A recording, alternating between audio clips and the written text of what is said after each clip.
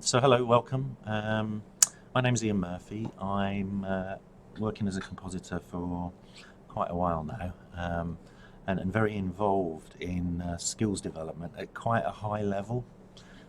So supervisors and people that are sort of running companies, um, those being quite small and quite large now, that are sort of wanting to set up studios maybe in other parts of the world, and are wanting to train people in skills to do shots, but are also wanting to train people in skills to do very sort of finished, iterated shots, the kind of which clients from Hollywood studios expect.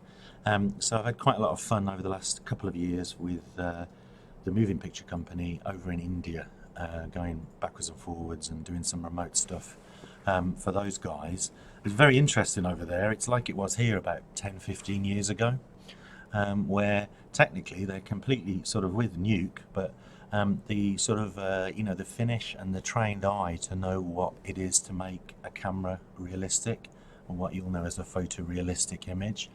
They're sort of they're just starting to find their feet on that.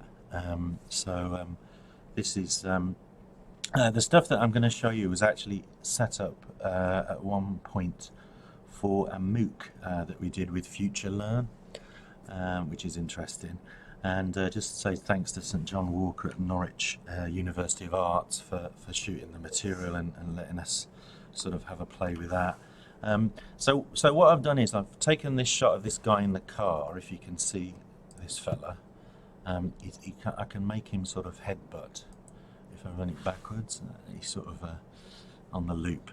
So this is only a few frames. This is a 4K plate though, and it's I wanted this because I didn't want to sort of be doing anything with any compressed DSLR footage, which love it as much as you do for kind of getting people involved and indie short films and all that kind of stuff. It really doesn't have the quality to it because it's got that MPEG compression.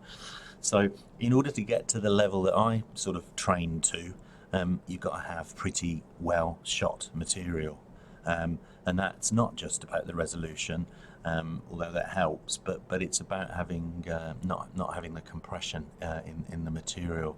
That's a tricky one, I know, but even if you shoot sort of on a lower end camera for the back plates, for the green screen, because we're processing the green screen, which is sort of the things that I'm going to be showing you today, that needs to be fairly well, uncompressed footage really. So this shot we have, that's obviously the green screen, and like I say, it's very much shot or very much put together with the kind of ideas and the workflow that the compass would be using in a company like this. Obviously, I'm not using any bespoke company tools. Where I do talk about those, I've taken them from Nukepedia, so they're generally democratically available to you. That's a good site to get one or two of the tools. Because Sam has posted you this script though, you'll have there's certainly one which is the one that I've used for light wrap available to you because it's in this script. You don't have to grab it from anywhere. So there'll be one or two of those tools, but freely available. So it's the workflow of a fairly, basically this is what these fairly sort of large visual effects companies, how they set up a green screen shot. So for those uninitiated, I just wanted to walk you through this. Hello Sheffield we've got now.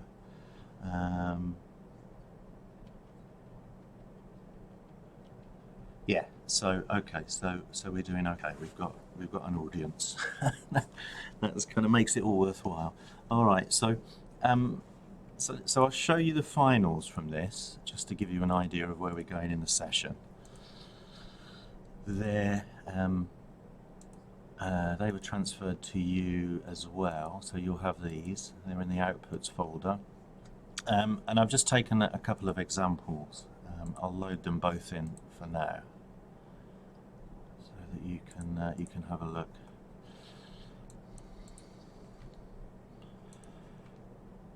So that's first one. It doesn't have what I call the comp love and the color correction and some of the sort of edge treatments. It's basically a first look, we'd call it in the industry, or a slap comp, these get called. So not even a version 1, just a sort of a bolting together of the front and the back.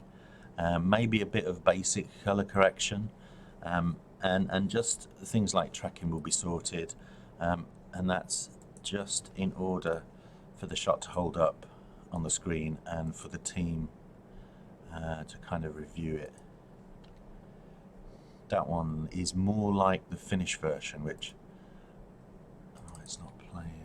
Hopefully we'll get to today.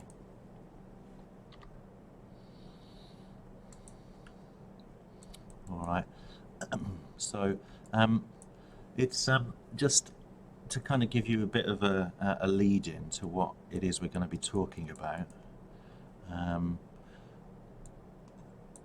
Yeah, that being the more or less what I present as final. So this shot has the corrected color, sort of really trying to make the shot look like it was shot through the same lens, the same camera. It's a bit of a dodgy mask there, I notice, actually.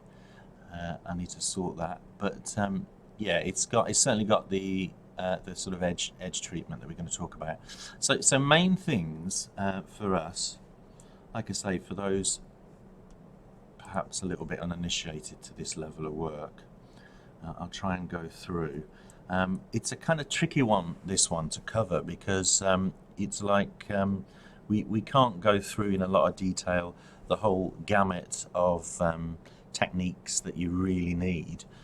So what my intention is to kind of cherry pick, and we said on the bit of blurb that I sent to you, which was kind of a description of what we're doing today, I kind of would suggest, and from what you've said there, you probably know quite a bit about the actual extraction of the matte, core matte, edge matte, the things that are kind of going on in that section of the script. We can touch upon and we can just kind of like run through quite quickly, but most people now, kind of nowadays, are fairly familiar with using Keylight or using IBK, these type of off-the-shelf tools in Nuke, and extracting a alpha channel or a matte. So here we have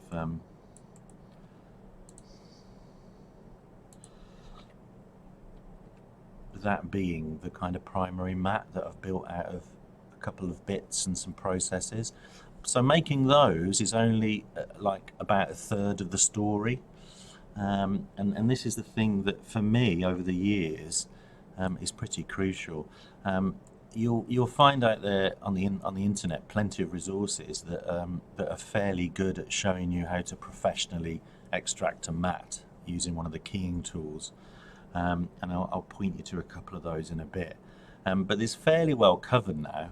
But what isn't covered hardly at all is what really makes the shot sing, and what I believe is the kind of missing factor that nobody really talks about too much, and I'm not actually sure why. But for me, what really sells the shot as real is the integration, which largely comes down to despilling in the edges and then thinking about a bit of spill in the core. That's what's happening here on the right hand of this side of the script, which is about removing the green reflection from things, and also some problems with green in the edges. What I'm going to do actually is just open up a new viewer.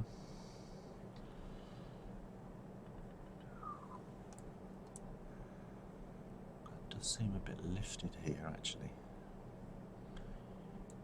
Anyway, yeah, so you'll see that he's got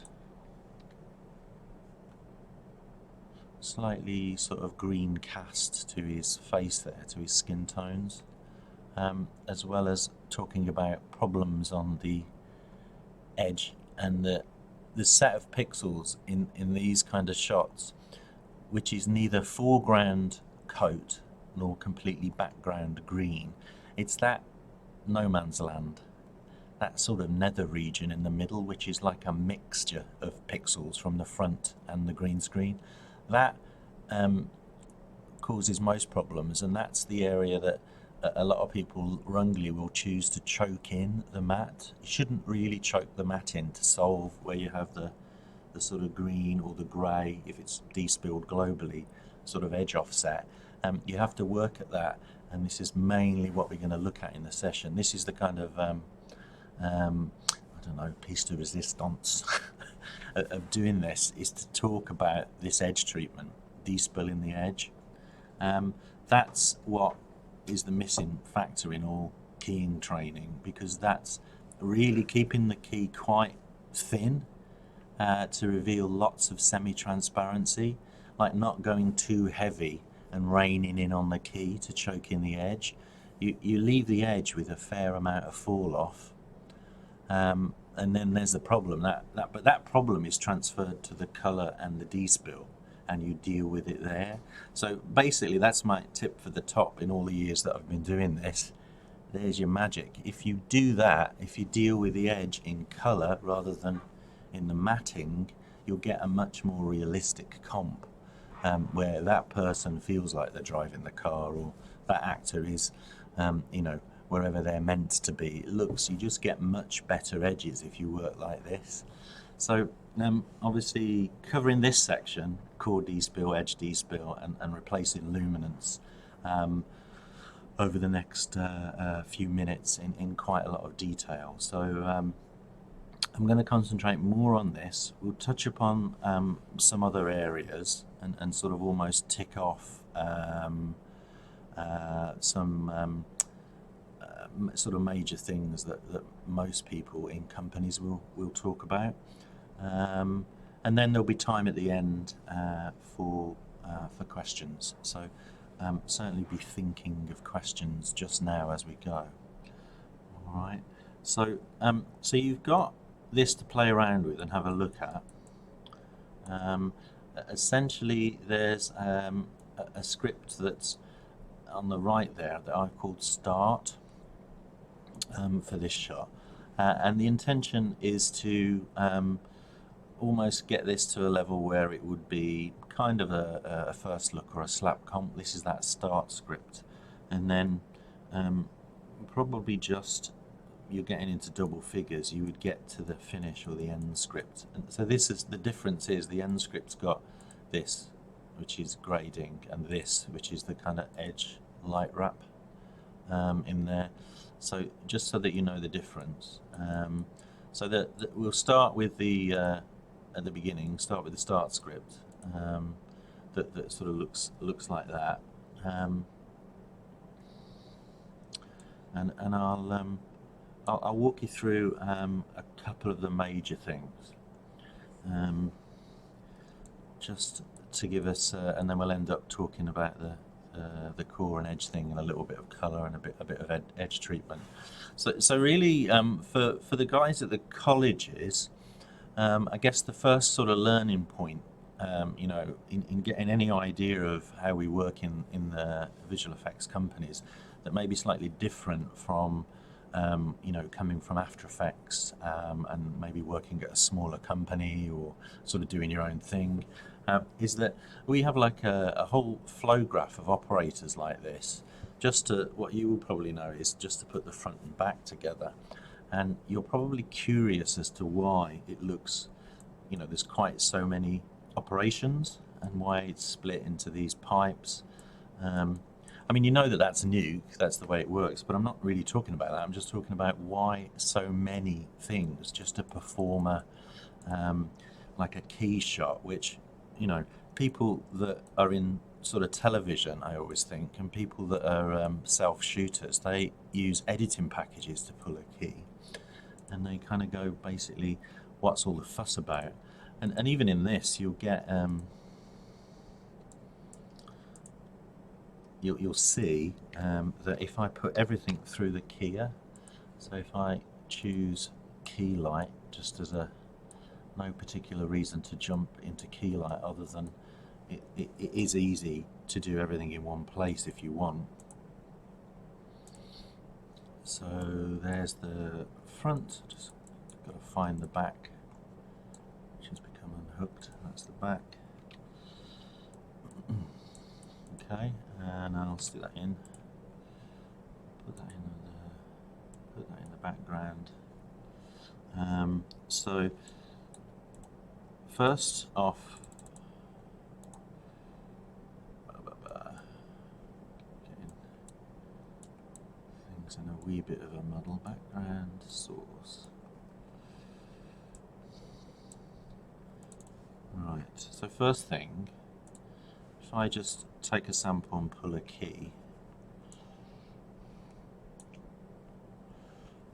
Sample that area, and I tell it to output a composite there, it'll do everything inside. There you go. That's like maybe I'd want to, maybe, I mean, that shows you something. Maybe I would want to put in the grading and the stabilization though. Let's just leave it as it is for now, just to you know, just to talk about this. So I could probably, the sky's in the wrong place, so it just doesn't make any sense because the horizon needs to be higher up.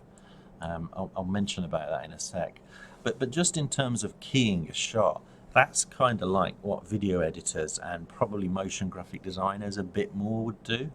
And you tend to be working, certainly what I know is a bit more like After Effects, where you're compositing within the keyer, and that's what it's called. That's like a known thing, and there's a couple of occasions in film where you do that as well, but not very much.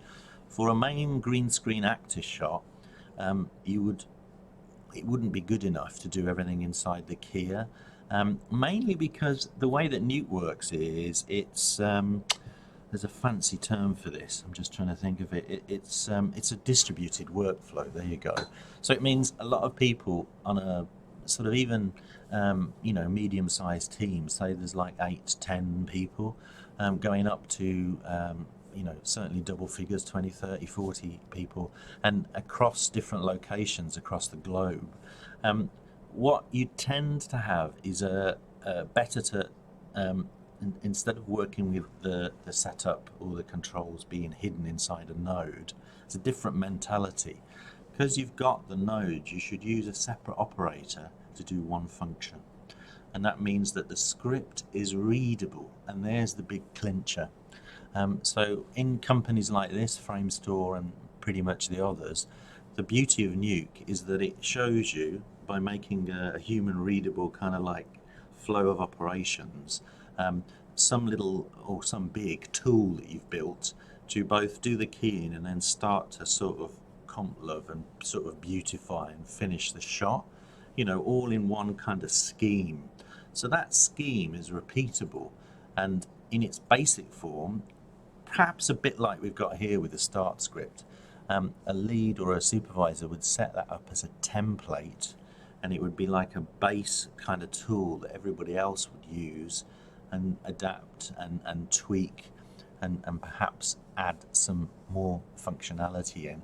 But the key thing that's different from working in a closed box and in a node and like a video editor, more like that sort of workflow, is with Nuke, because it comes from film, lots of people working together. The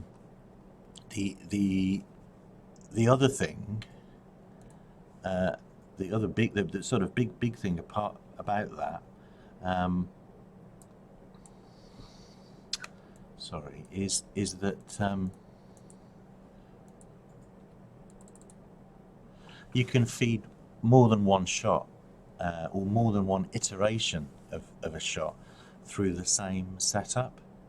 So that's really the answer as to why we have this network of nodes that's doing a keyed shot, is it gives us the control, but once you've got a fairly workable kind of recipe in what you're seeing here, you could describe as a recipe set of operations that are kind of very visible, and each one of them you can kind of change independently. Look, what that gives us is repeatability. So you're working on a show or you're working on a sequence with green screens that are kind of lit at the same level, that are from the same camera, maybe different angles to tell the story, but all of those shots that make up the edit would be fed through the same base template. And that's completely different to how you'd work with After Effects or something like that, which is kind of a bit more of a closed shop, and you have to endlessly inefficient, especially if it's a sort of a team. So that's, people often ask me, like, why is it so much of a big deal in something like Nuke? You know, why have I got all this kind of whole network of operations? Well, it's more of a template, and it's more like you're building a tool to let you work on a number of shots that you might be given as an artist. So, you know, lead will give different, in a big company, in a big show, lead will give, or supervisor will give lead different sequences, and the lead will give those set of shots out that make up that sequence to different artists. So having that sort of ability to art direct and to help everyone out by giving them kind of like templates that are sort of a base load of functions, that's what we're talking about here. So what the problem is if you do everything in the keyer there, like we're seeing inside a key light, look, basic key front back, it looks after all the despill to a degree. Some of you might be thinking, well, that looks all right. But when you're talking about like making continuity with color across a number of shots, this is terrible because you can't get into it.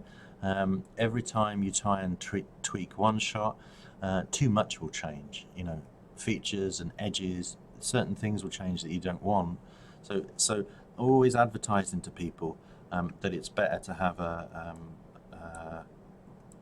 network. And what that comes down to is another learning point for some of the guys at the colleges is that in Nuke this is called a split key, and that's the most basic kind of idea over and above not doing it inside of the keyer. So you composite outside the keyer is the sort of next level, and then a part of that is that you split up the script into these two main pipes.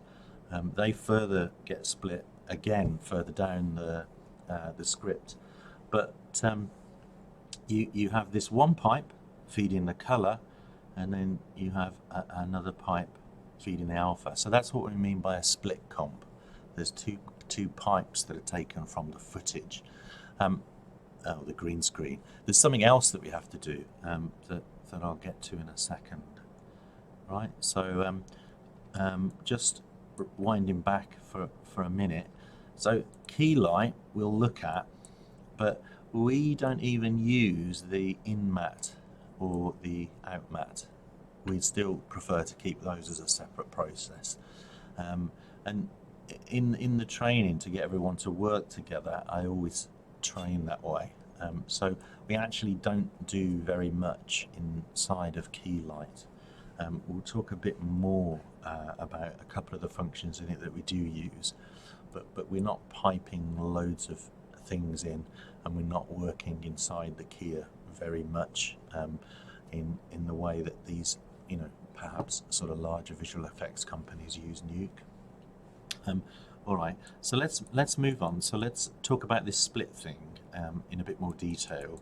So what we have is on that pipe that's first of all running from the raw plate that looks like that.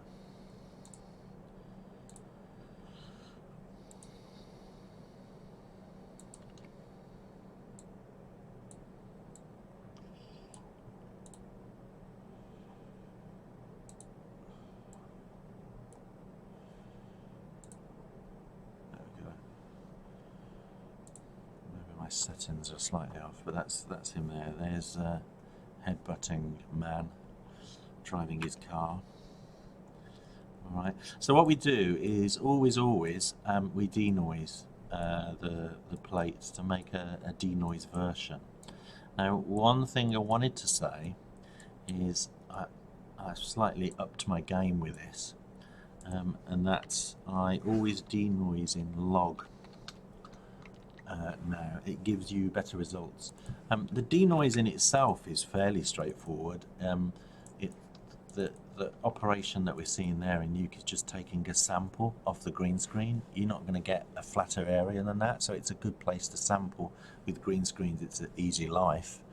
And it takes that and it sort of measures the grain and gets rid of it in the sample box there. Basically what you're doing in log, it's a very filmy way of working, is all of the shadow detail you're stretching out. So you're making the denoise tool do its work more in the shadow, all the black areas of a shot. And guess what? That's where all the grain lives. So you get a more optimized denoise for where it matters if you just use the denoise which is off the shelf in Nuke. But you do a little sandwich like this, I'll show you. So easiest way is if you use the log to lin, which is like a converter that converts into this funny film curve based color space where blacks are stretched out, right? So any dark up to the mid-tones, you're giving more precision in those regions. So the top one you want to be going linear because that's what Nuke is, to log.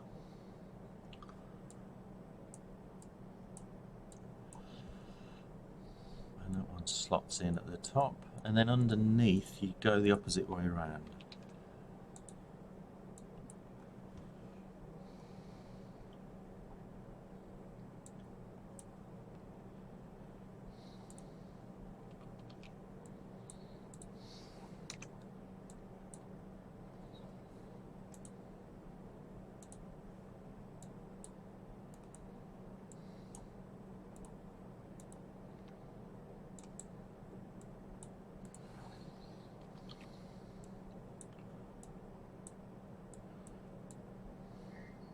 Like so. So that one will be logged back out to linear.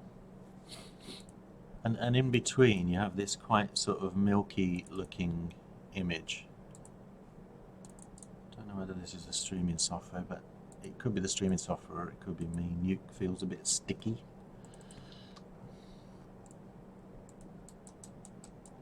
Pressing and pressing and pressing.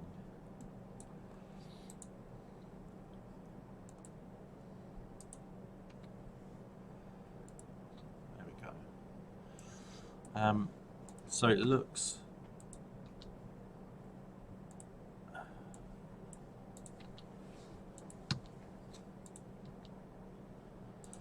it's quite slow to update. It does look, or you will see, quite a sort of a milky looking image, but that's what we want. That means the blacks have been stretched out, and then we're denoising, and then we're going back. So that's for keying in any shot. That's really important. That will give you a source to key from which doesn't boil, which means that you don't get that characteristic fizzing from the noise or the grain in the material. The problem is if you're interested in semi-transparency, which you should be, it's the thing. Any motion blur, any very sort of fall off, such as you'll get from smoke, somebody's fly away sort of net curtains or bits of costumes, these kind of things that we're trying to make that really keyed. We're trying to extract that sort of detail. Anything that's very, very semi-transparent like that on the green screen, in this example it would probably be his hair, will pick up all of the noise from the plate in that region, so it will pop and fizz, and we call that boiling, and it's a part and parcel of what we're trying to do in making extracting the matte. So what we've done is we've denoised and we've rendered off that denoise plate there, and that's a recommendation. You should be doing that without any doubt. It should be just a done thing. What people tend to do is keep we see this professional level quite a bit still as well, is keep that denoise live, so that what that means in Nuke is that you're linking the actual denoise and then the log, and that's feeding into a comp script That's going to make everything slower because it's quite a heavy process, as you're seeing there. Even when I'm talking to you and trying to sort of get it to update, it's really, really slow. So you must kind of keep nice and tidy when you're working is another recommendation, very important, and ensure that what we call just pre-comp. And that doesn't mean using Nuke's kind of newer pre-comp node, which the Foundry are now sort of keen to, we're keen to talk about. This is just rendering off. So any process that's done, and denoising definitely is that, because it's done. It should be nothing much to talk about. You've denoised in log, that's as best as it's going to be, right? And then all you're doing is you're bringing in that source again. So that means that we've pre-comped, and it makes things a little bit more efficient in the comp script. So we've talked enough. That's one of the things that you can do to prep a script. Make it as a team.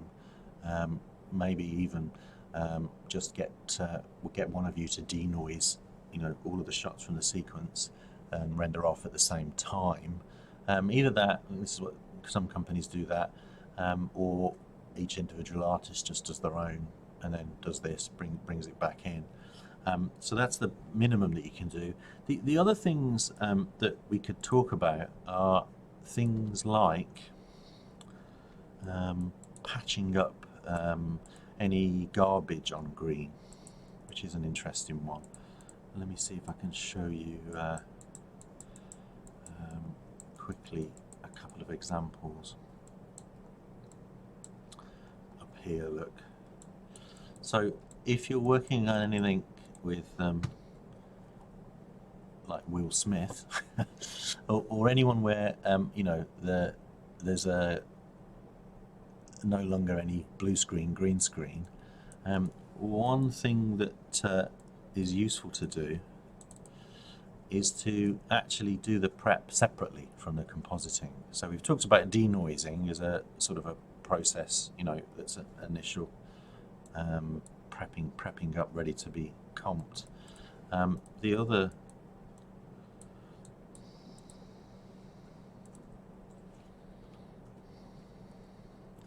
other one is just to show you, even doing something like this, because it's really only all about the edges. It's not about any of the extremities that are away from the actor or away from the edge of the thing.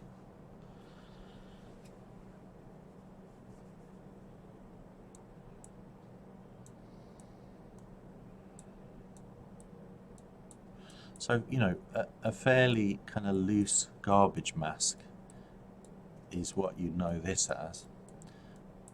And we could get it to cut out, if not all of the tracking markers, we could get it to cut out some of them. Probably even that one. It depends. If that drifts and goes sort of underneath behind the actor, then we'd have to find another way, a more procedural way of taking that one marker out that's there on screen left. But anything that's sort of quite far out, we can remove this way, right? So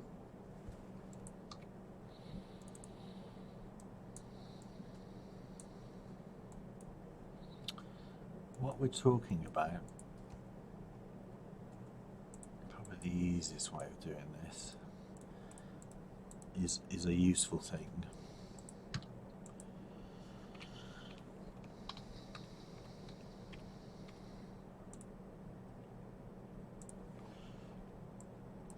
And that's to sample the blue and to make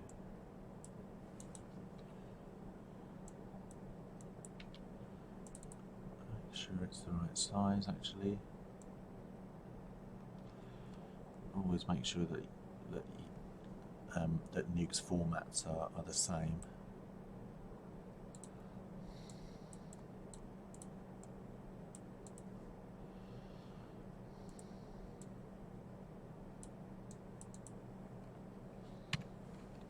Tell it to cut out that little blue solid through the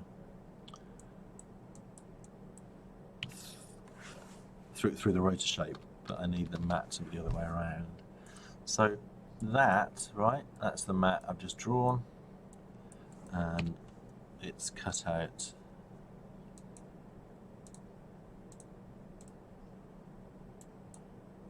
blue there.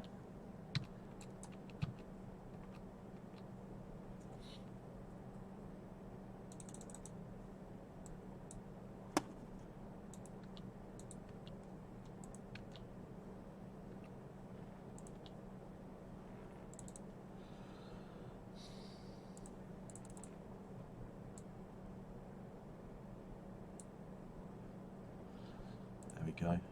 Get there in the end. That's cut out that blue around the outside look. So if you can, doing this kind of thing first as part of prep, like getting that, really helps. So instead of worrying about doing that in comp, you basically make blue or green to cover up any holes, and it very often is good for removing markers. So almost doing this and denoising and rendering off gets all of that stuff out of the way, so you can concentrate on the art of sort of getting the shot to be integrated and, you know, looking real, believable, right? So that's another thing, doing this, like colouring in any edges or any garbage. Instead of doing it by looking after the alpha channel at the key-in stage, do it before is good advice. So if you're working on shots at the college, even your own shots or part of a team, this is a good thing to do first. The other thing that just to mention that possibly you could look at, this shot here, it's just an example, but is a little bit uneven. I'm going to talk about this a little bit more in a second.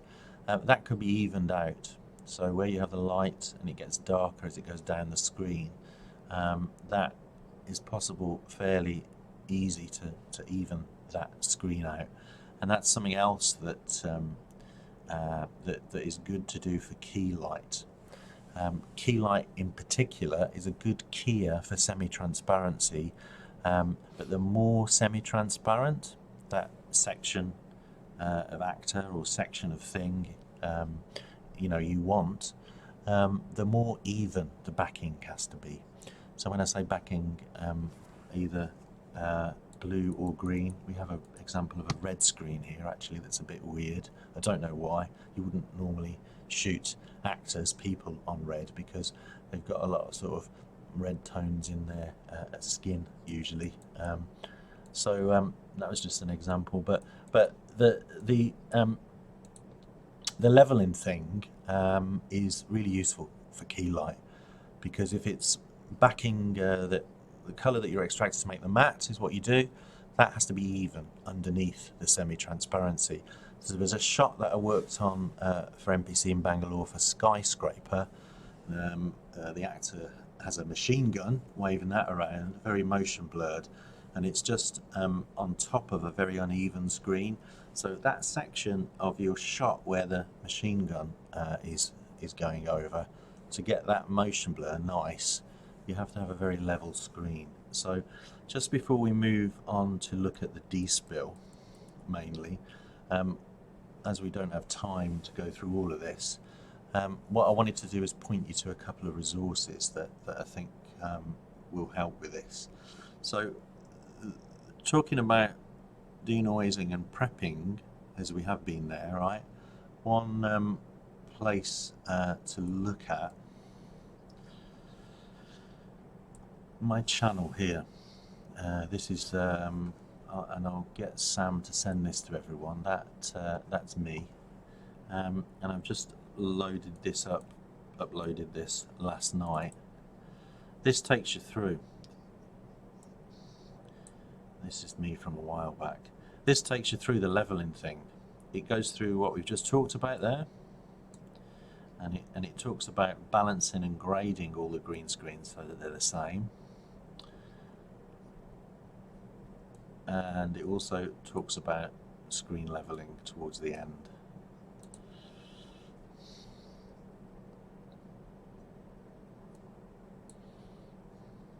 There we go. And the best tool is Pixel Fudger. Pixel Fudger's clean screen, and it will level out any unevenness. So that's that first. It's a rather long title, preparing for green screen compositing as a mid to large team. So that covers what we were just talking about there, and it helps to prepare the green screen before you actually make the map from it. So denoising we've talked about, like it mentions here, you saw it there, filling in colour for this extraneous, outside the actor's edge, filling in colour there, but also levelling, and this video talks about it.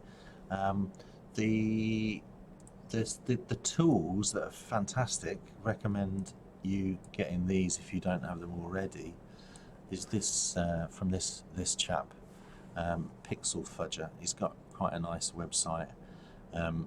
The one that they come as a set and they're easy enough to install into Nuke. The one that we're talking about that everybody uses at these companies is spread the love in this. So these are great. This is the one that we're using to clean up, level the backing. Pixel Fudger Screen Clean. All right, so I'm going to leave you with that, and we'll mail out all of these links after we finish. All right, so that's preparing. You get a better mat if you prep up, do those things to the screen, and then basically whatever your keyer, we're always sticking to edge mat, which is where all the action is. So that's really where you work quite hard at. I'm using key light here.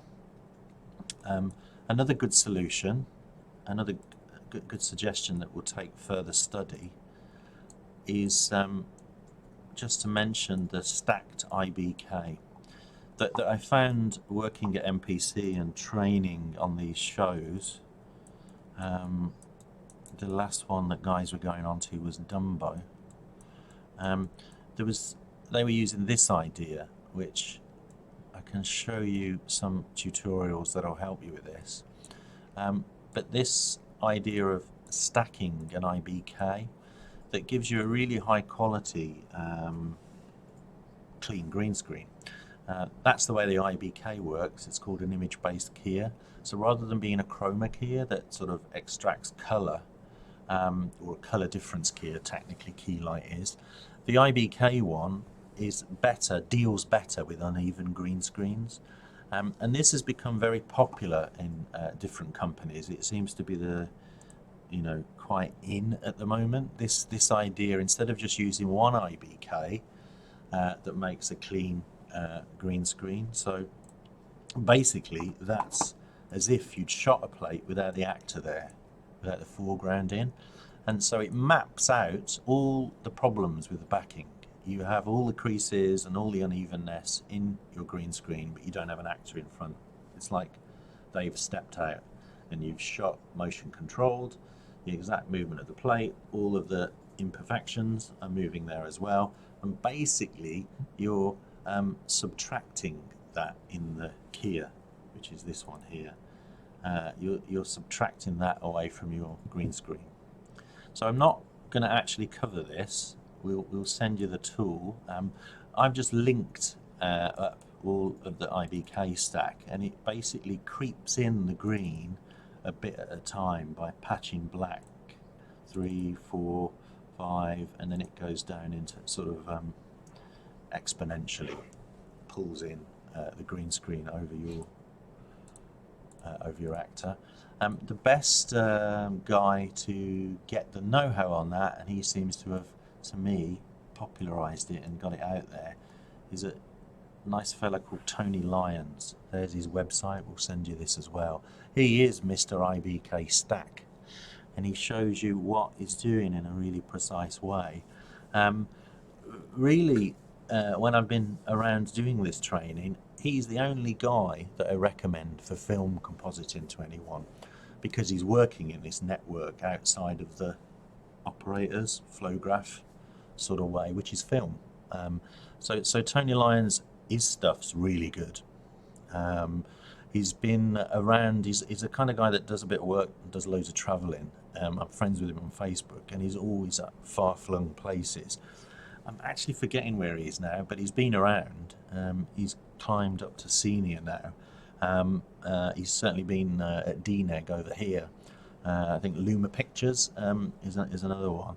So this one here, IBK Advanced Key Breakdown, the IBK Stacking Technique 1.4. Send you this as well, but that's what you want to be looking at. So guys are using this as quite a good base key to then build upon, so it gives you a fairly good overall as an alternative. Can't give you exactness on this, can't say that keyer always you would use for these shots against this keyer for these different shots, but basically IBK is better perhaps as a starting point. It's very sort of modern, very kind of now way of working as a starting point, and then you build maybe key light for lots or areas of your plate that have semi-transparency.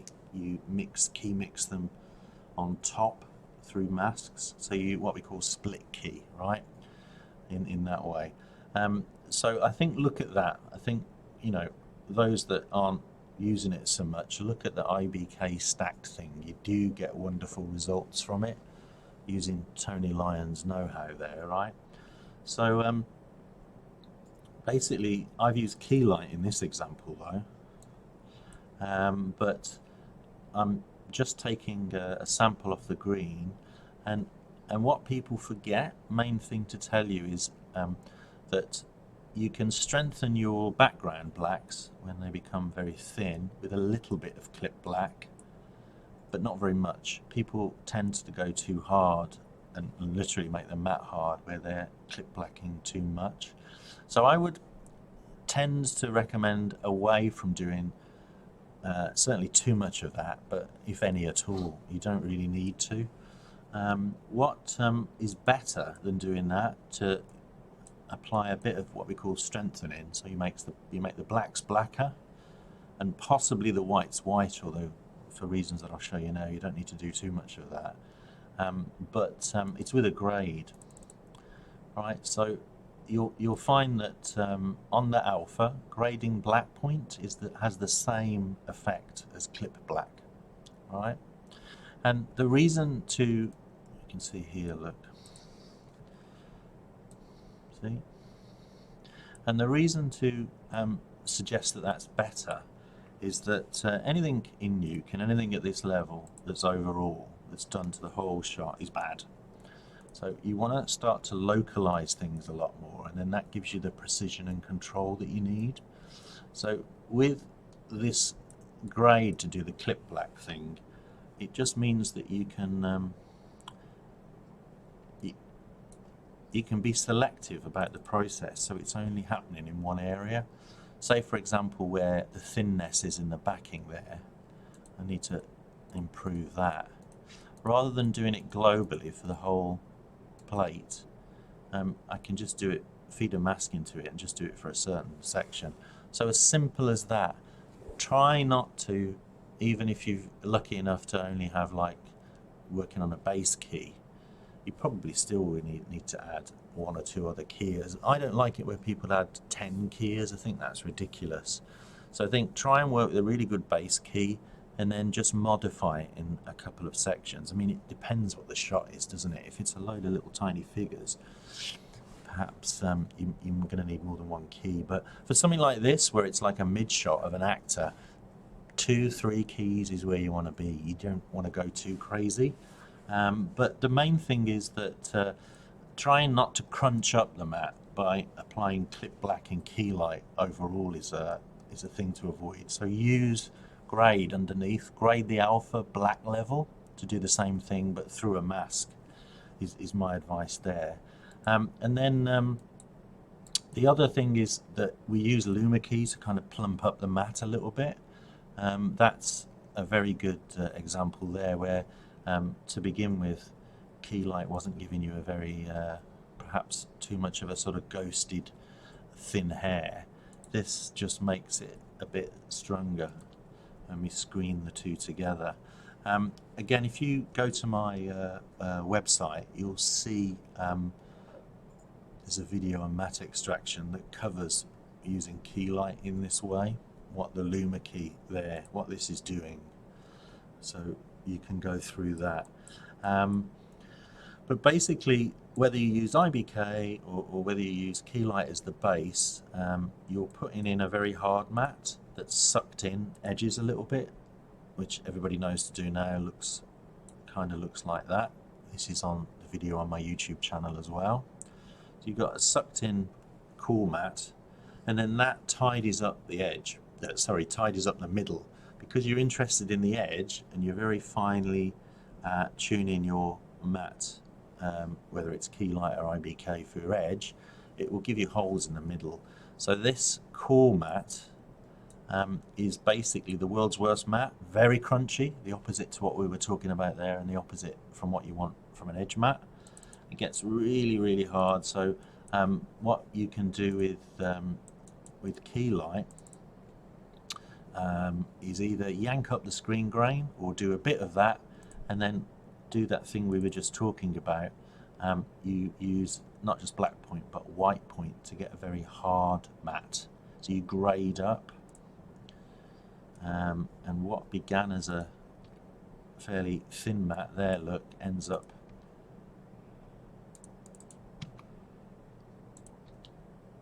at that stage, graded down to be much harder. Dilating is about sucking in the edges, because we don't want the hard matte to sit over the edge matte. I guess this is more for the guys at the colleges. So this is really common, as old as the hills. Good cop, bad cop, hard matte and edge matte. So I'm going to move on to the last bit, which is the Despill. This is all covered in the video on my YouTube site, right? You'll be able to see the video that's I'll show you just at the end, that covers matte extraction. So pulling the key, the hard matte and the soft matte, you'll be able to understand as well. So one thing before final thing on this, and that's these operators to use. Which ones should I use? What's the difference? I just wanted to touch upon that because it often causes confusion.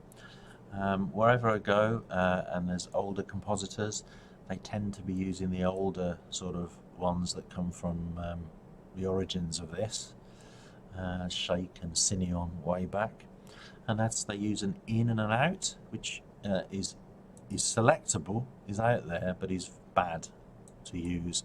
So words of advice, better to show you if I jog across to this these few examples here.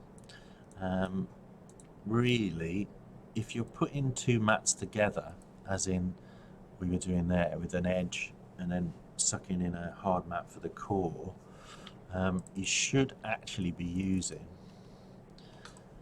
it doesn't matter if you leave it on over technically, but you should be using a screen.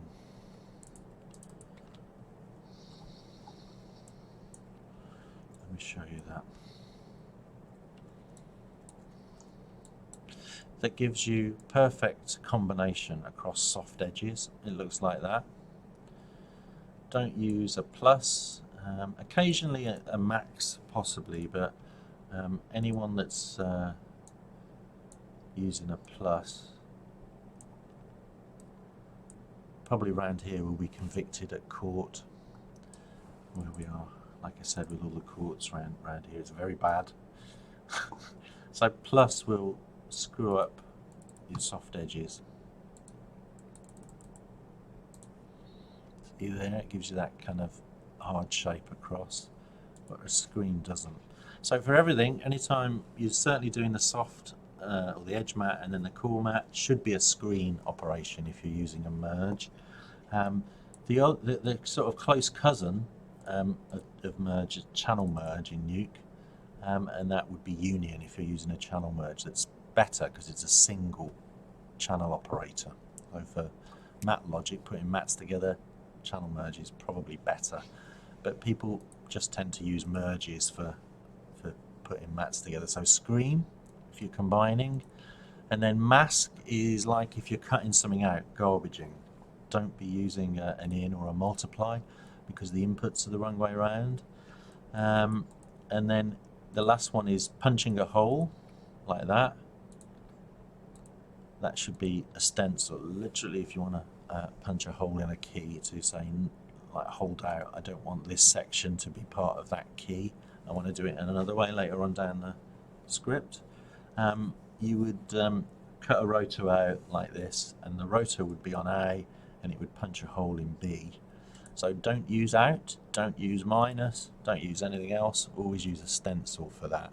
So over the years of doing this, different companies, different shows around the world now, the best way of working, really the only way I think to make everything so that you are able to toggle off and the right thing switches off, you only need to worry about screen and stencil and mask. They'll do everything when you're building up your mat. All right, so sorry, I'm going on and on. The main thing to cover the last 5 minutes is just your Despill thing, which is here. So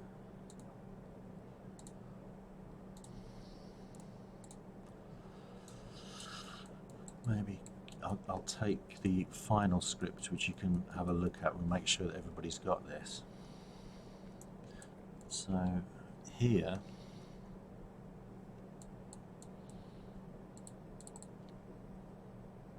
oh sorry, let me go to the start script, it will be a bit easier. Right, so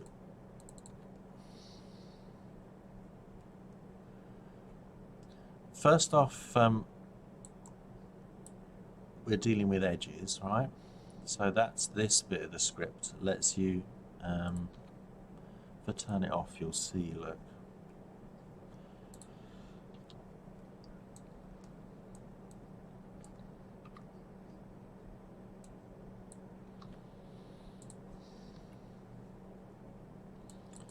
All the way down to the comp. So, a lot of you will be working on your shots, and you'll be interested in getting all the fall off, but you'll get this problem where you'll see an edge, which if you choose to do nothing will look like that, will look green. You'll get green in the edges. You might get green reflection on the front of things, but we'll come to that in a sec. So this is my really important for me to talk about this. I know I'm over. I'm gonna run out of time, but this thing's really the thing that makes shots work. So because you've got nice fall off, you don't want to do anything bad to that. You don't want to choke it in. You want to keep. This is the thing that's a bit like, what? So the news is you want to keep that green offset, because that's fall off. It's looking like that because it's neither, mentioned already, it's neither foreground, so the actor's clothes or the actor's face, but it's neither that nor is it completely backing, so it's not completely green. You've got some kind of mixed pixel there. So the keyer doesn't know quite what to do with it. It doesn't know whether to keep it or to throw it away. So there's this mixed edge that always gives you that. But you want the mixed edge from the matte extraction because that's what gives you nice fall off. Things like in his moustache here, where a shot is defocused or motion blurred, you do want that in the matte. Don't try and remove it or crunch or reduce it. Keep it, but deal with it now. That's really a big learning point for everybody. And I've found that's to be the thing that's like the black art of this, that people don't really tell you too well. So all of these sort of successful shots that are getting finaled for the Hollywood shows, this is really what everybody is doing. So you're dealing with it initially by despilling, right? And using key light as a despill is a trick that's fairly well known now. The despiller that we use in addition is one called Despill Madness, and also that Pixel Fudger's tools. He's got one called Kill Spill that's very good in that same tool set that I showed you there. But if you're just off the shelf, Keylight is a kind of using it not to extract a matte, but just using it for its despill abilities, because they're very good. Means that you can don't even have to pull a matte, because if it's a green screen, you just stick one in the green channel. The others no change, 0, 0. So you make it absolute green, and then it just despills for a green shot. If you're ever working on a blue screen, it would be one in the blue, right? So that's a nice easy thing to start with. You just put you put one in your green channel, and that makes it sort of neutral. If you look, it kind of neutralizes the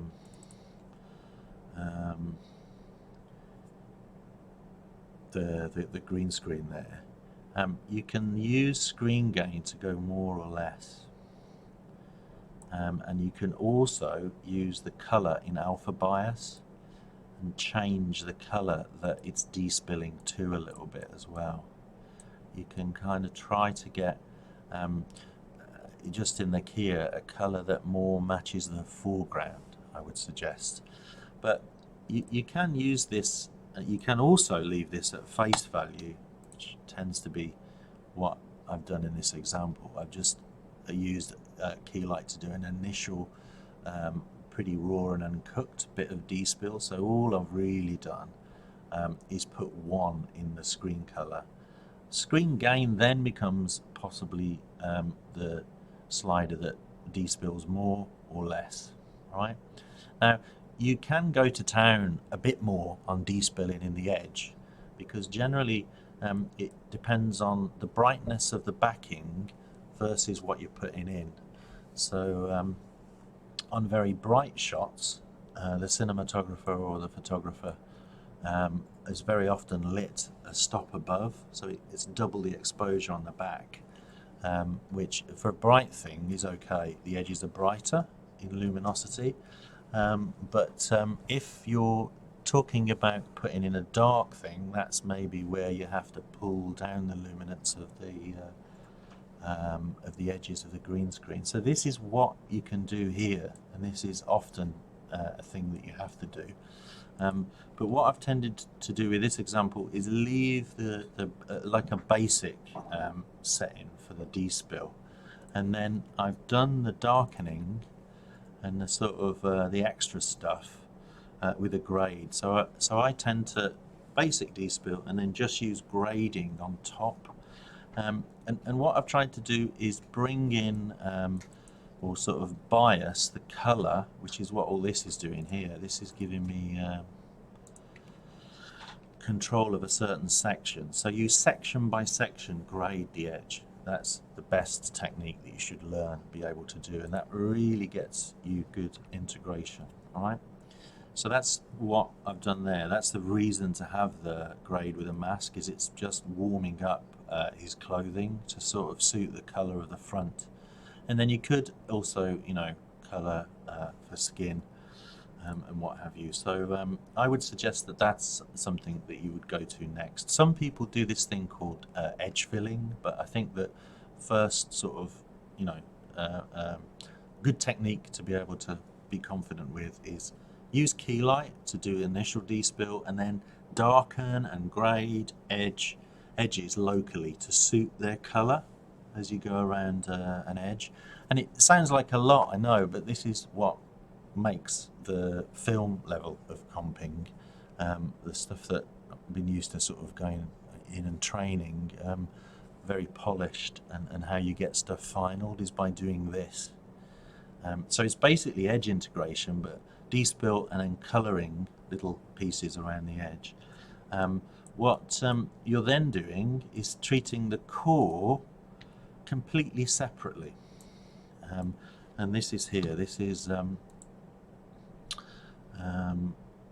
not really being really light with the Despill for the actor. And this is an important learning point as well. Very often you may have a grade in here that's the balance grade or the client grade or grade that goes in across the sequence. So you mustn't change that, what a lot of companies call a neutral grade as well. You mustn't damage that by making your actor purple. So generally removing green gives you too much purple. You don't want that. Actor's agent's going to get upset. So it's a very light touch is what's important. You have to find the sweet spot if you are doing any despill. Sometimes a global despill increasingly is given to you, so it's just a light dusting, if anything.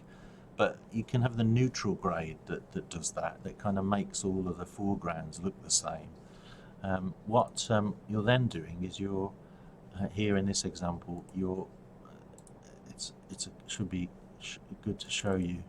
See here, you're just soft masking, so you're locally despilling just where there's a problem. So for this guy, you see that his face picks up a tiny bit of green reflection.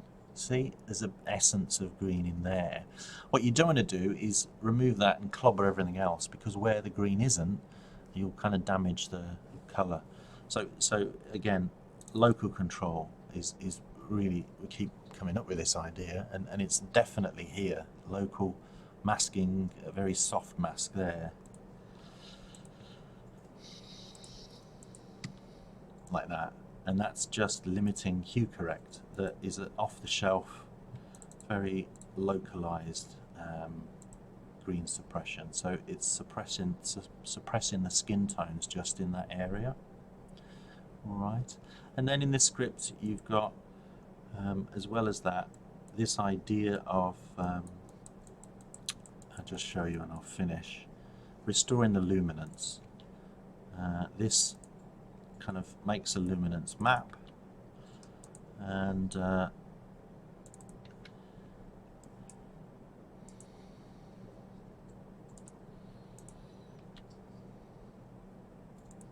by subtracting the despilled version of the setup from the original look, that's what's happening here, if you can see, and then getting rid of color altogether, so that at that stage it's literally a luminance map.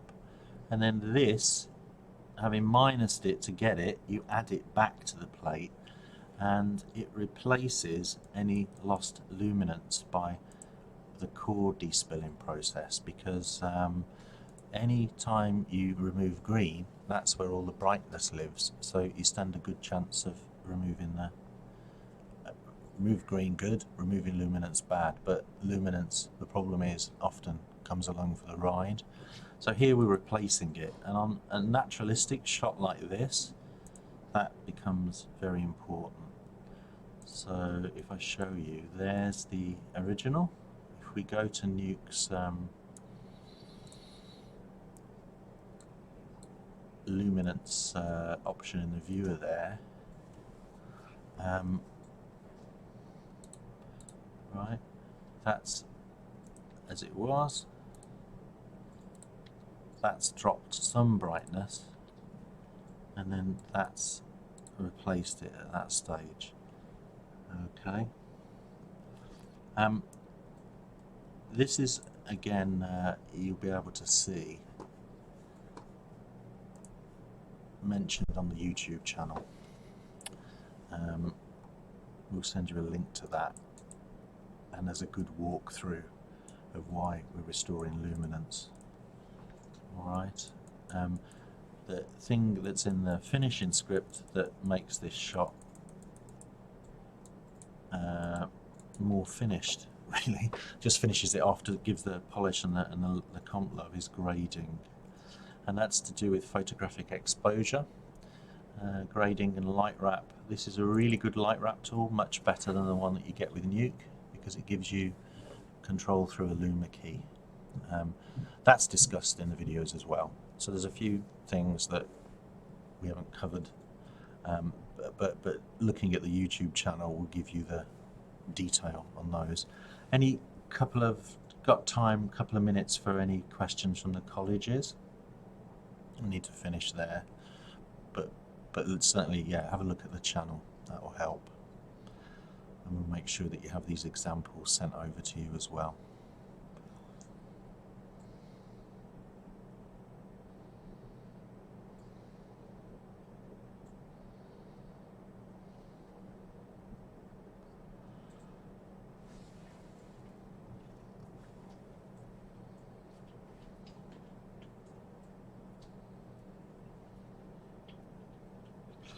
Okay. So we'll make sure that you have all of the material. We'll make sure you have links to these videos and to Tony Lyons and to Pixel Fudger. They're really the three. If anyone has any further questions, that's me there. You can email them. All right. So I hope that was of some use, as well as the detail. Think generally about what we've covered there. The reason to use Nuke, the local attention through a mask to things, the denoising a plate, and the prepping. That's very useful to spend a bit of time and get the team to level denoise and perhaps to garbage in flat colour in the gaps on a green or a blue screen. All right, oh, thank you, Sam. Grand. All right, thanks everybody, and we'll send you the links over now. All right. Thanks very much. Cheers.